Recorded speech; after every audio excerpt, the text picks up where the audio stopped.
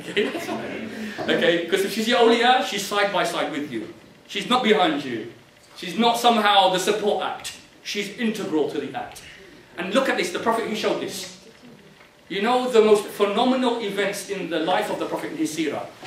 He shares it with his wives and he takes their advice and counsel. The most important event you could say in the whole history of Islam, or the beginning of his prophecy, Iqra bismi rabbika alladhi khalaq. When he received these verses, he was in a state of trauma. He was in shock when he received this prophecy. Angel Gabriel came and squeezed the life out of him and said, read. He said, I cannot read, read, I cannot read, read, I cannot read. Iqra bismi rabbika alladhi khalaq. He came running home. Who did he come to? Who was the first person to convert to Islam? Khadija radiallahu anha. One of the most, and again, one of the women regarded as the most perfect women. She was a tower of strength. And it's so beautiful and intimate what happened. He's coming home in a state of shock. He says, Zamiluni, Zamiluni, Dathiluni, Dath. He said, wrap me up, cover me up, cover me up. His wife, Khadija, opens up her mantle and she covers him and puts her naked skin next to him and gives him that comfort. And he says, what's happened? And she explains to him, your people will not forsake you. She refers him to Warqa bin Nawfal, her cousin, who was a Christian priest, that he has received her. And for the rest of that, you know, for all the time she was alive, and she was 20 years his senior, challenges, again, this whole idea of marital relations, you know, she was a multi-millionairess of her time. She was today she would be considered as multi-millionaire. She spent all of that in the service of the Prophet. So far, and when you look throughout the example of the seerah, his wives are critical at the most, and I can give you so many more, are critical at the most important events. He empowered them and he took their advice and he took their counsel, and that counsel has been preserved in Islamic history to this very day. And it's quite sad, again, when it comes to a husband, even consult with his wife. Okay, and just finish with this. One of the examples of this was another one of his wives, Salama, who was again so, like I said, phenomenal in terms of her impact as an educator, as a teacher, as a guide, advisor. She said to the Prophet on one occasion, why is it everything is for the men and nothing's for the women? Everything is for men, nothing.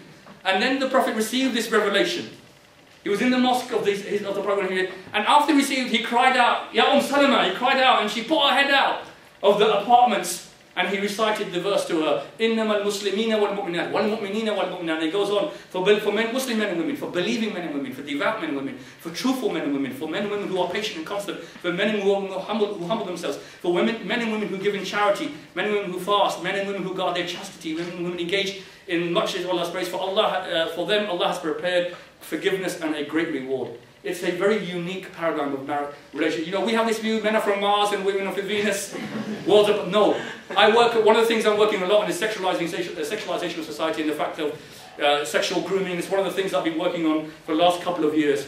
Why is it that men in society now have a profoundly distorted view of women? Not just Muslim men, across the board. And they have this inability to develop emotionally caring and supportive relationships with women. Why? Because, you know, the role model is not there in terms of how to be a man, a rijal, truly having manly qualities. For us, the Prophet displayed those manly qualities. Aisha, just finish it. Aisha, she mentions that when the Prophet used to come into their house, and I tried to do this. Every time he came to her house, he came with a smile. No matter what was on the burdens on his shoulder, he came home with a smile. If there was work to do, he would do it.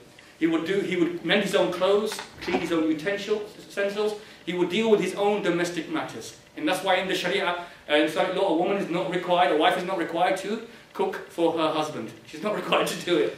That's Islamic law. Okay? But you know, he truly demonstrated partnership between men and between women. I could go on at length, but inshallah, really, this is your opportunity as well. Thank you now so much for this opportunity to share some of my, some of the things that I really have inspired me about the life of the Prophet with you. Is there any questions or comments or corrections?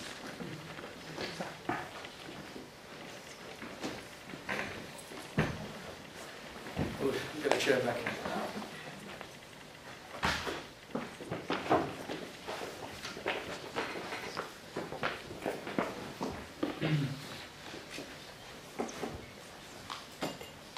No questions? I'll start with Yes, go ahead. I think it's often perceived perceived for Muslims in Britain that they're sort of inhabitants in a secular country, Yes. and that for some reason there's a tension, and that it's perceived that there's a binary between being British and being Muslim. Same. What would be your comments? Okay, a very good question. You know, there is this view that obviously as a secular society, is there a conflict between being a Muslim and being British? And there's no conflict at all. There's no conflict between being Pakistani and being a Muslim. So why should they? For British people, for them to believe in one God, do good deeds, and follow the example of the Prophet ﷺ, there's no conflict. There's no barrier inherently in British society which prevents you from doing that. The only barrier is the fact that we haven't taught people the example of the Prophet, that, you know, they don't know about it. So there is nothing inherent. In fact, you know, this is the amazing thing about all of the different cultures, whether it's Nigeria, whether it's Indonesia, whether it's South Africa, whether it's Japan, where Muslims are. The amazing thing is that wherever Islam went, you were not required to become Arabized. You see, what happened is that the Prophet, even, you know, you're allowed to maintain your own cultural heritage and who you are. But what the Sharia does, what Islamic law does, is that it removes those aspects of the culture which we consider as unacceptable, you know, and inappropriate in terms of what Allah requires, but everything else remains. So you still maintain, you know, who you are as a person. So it doesn't fundamentally, you know, Islam is not nihilistic. It doesn't take away you from your cultural heritage. It just enriches it by giving that guidance of the Prophet ﷺ and those principles and that reform agenda. It just adds that to the society that you are. So there's no inherent conflict between it. And that's because of this reason, that's why Muslims have to engage society. So in order to show and create that balance, that wasit that I spoke about earlier as well. I'll take the gentleman over there, please. Okay. Thank you. I had a few conversations with non-Muslims, and then this is about equality and ideal. So my first question, people, non-Muslim, they tend to use logic when they think. Yes.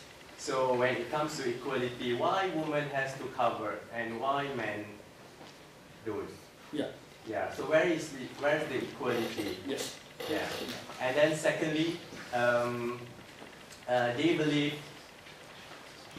a great person like Aristotle, they are all philosophers. Yes. So they say Muhammad might be a philosopher. He thinks all about things around him. Mm-hmm. So how do you sure that all what he said is valid? Okay. Yeah, so that is my, I couldn't answer on that time. Okay, going back into the concept of logic, you see, logic in itself is whatever our concept of logic is. Everyone has a different sense of logic in this room. Yeah? So it's not something which is consistent. In the same way, you know, everyone has, I sometimes get away from the word logic and try to use common sense. Everyone has a different concept of what common sense is as well, what makes sense. And you're right, you know, the value, you know, religion and Islam should not be illogical. It should not go against our common sense and our, what I call our inherent nature. It shouldn't. It shouldn't require us to believe in far-fetched things, in something which does not make any sense. Because that's just not acceptable for us. So yeah, you're right, I agree with that. So within Islam, what we believe is that, you know, although we don't immediately understand the logic or the sense of something there and then, what we do in Islam is an act of observance. We do it fundamentally because Allah, our Creator, through His Prophet Muhammad, has taught us this is our way of life. And the issue of covering up for women is a part of that way of life, that a woman chooses to do when she wants. She can't be forced to do it. When she chooses to do it as an act of observance, she does it. But also, what's interesting is that the Prophet, again, this is the context of it, when the verses were revealed about covering for women, before that, there's also what we call the hijab for men, that no one talks about. There is equally a code of conduct for men. And the code of conduct for men is men also have to dress modestly, men have to lower their gaze, and men have to protect their chastity. So we're not allowed to engage in sex outside of marriage. So equally, the same code of conduct is upon us as well. And in that society, it works. So the issue of covering, I could give a logical explanation. You know, I could give you a really good theory why. But ultimately, we do it as an act of observance. And an act because we believe that Allah, although I've got my logic, ultimately I believe my Creator knows what is best for me. So this is the reason. And you know what? When you do it, you realize the value of it comes. The value of it emerges, okay, when you do it. Regarding the second thing about Aristotle as a philosopher, we know about his works. So the Prophet Muhammad, how do we know what he actually said and the efficacy of his words. So as Muslims, okay, what we believe is the life, okay, not only the Quran, we believe this is something which is preserved by God. The Quran, we believe, is a miracle. And as a miracle, we believe, because it's a word of God, that we believe it's preserved by Allah, by the Creator, in its original form. The life of the Prophet is the context of that revelation. So therefore, we believe it's also preserved. And you'll find when you look at the books of the tradition of the Prophet, okay, there was a precise science, it's called Ilm al-Hadith, or science of narration, whereby the statements of the Prophet have been checked and verified. I'm not going to get too technical in it, but the statements of the Prophet have been checked, verified, in order to confirm that they corroborate one another. So it's a very rigorous science in terms of the documentation of the life of the Prophet. So what we find is, with regard to the Prophet's life, many commentators recorded his life, who were actually there, present, and witnessed it, and therefore recorded the events, the situations, the sayings, etc., etc. Now, in order for those sayings to be considered as valid and as acceptable, we have a science which actually verifies, did that person record it? When was it recorded? Is it corroborated by another account? And so, you know, through that, are there multiple records of that? And so we classify the statements of all of the Prophet. And that's how every aspect of his life, therefore, has been documented in that particular way. So this is how, you know, this is the meticulous recording. So when we say that the Prophet, peace be upon him, said it, we can actually prove it through chains of narration, that people who have recorded those sayings and preserved and written down those sayings. So that's the way we do it. And then there is another issue. Yeah.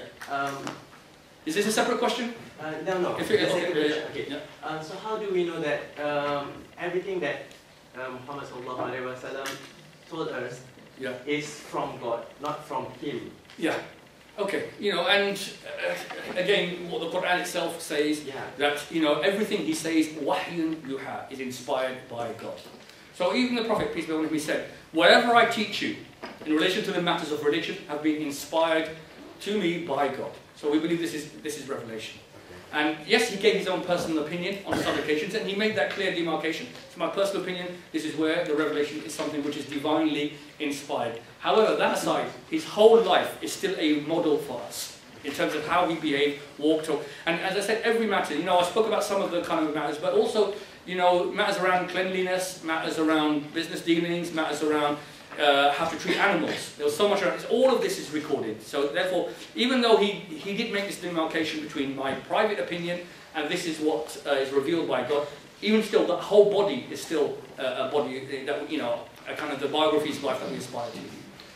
Okay, there was some hands up earlier, so I'm going to take those hands. One here, and I think there was one here as well. You actually laid down the economic model. Suppose that actually does come into implementation in 25 years' time. Yes. What are the starting points that the students of today, or the young people of today, should actually take to establish that economic model? Very, very good point. You see, part of setting up a new paradigm or a new way is, again, this is all about, again, challenging the group think. It's all about challenging the, you know, when I ask most people, why can't we challenge the current economic model? Most people will say, it's too powerful. We can't do anything about it. Okay, you know, and so therefore they become apathetic and they just conform to the system. It begins first by being ikra, being aware. Learn, look at the alternative. Islam provides an alternative in so many aspects in our society, in the economic. So first look into it, research into it, and find out, okay, what does Islam actually teach about a new economic paradigm and a new economic system? Then it's about, obviously, I hope in the future that you go on to obviously have positions of authority and positions in which you make decisions, but it's then ultimately about your own personal decision-making process. And then creating a critical mass. This is exactly, the Prophet it begins as an idea. This is the one amazing thing about it. Began with one person, one idea, then his wife, then his two young people in his charge, and then 1.6 billion people today. So the point, it just begins with ideas are so powerful, the most powerful things on the earth. Begin with the idea, believe in it, and transform your life in accordance with that. So start being much more ethical. People think, oh, there's no point, oh, I'll just go fair trade. No,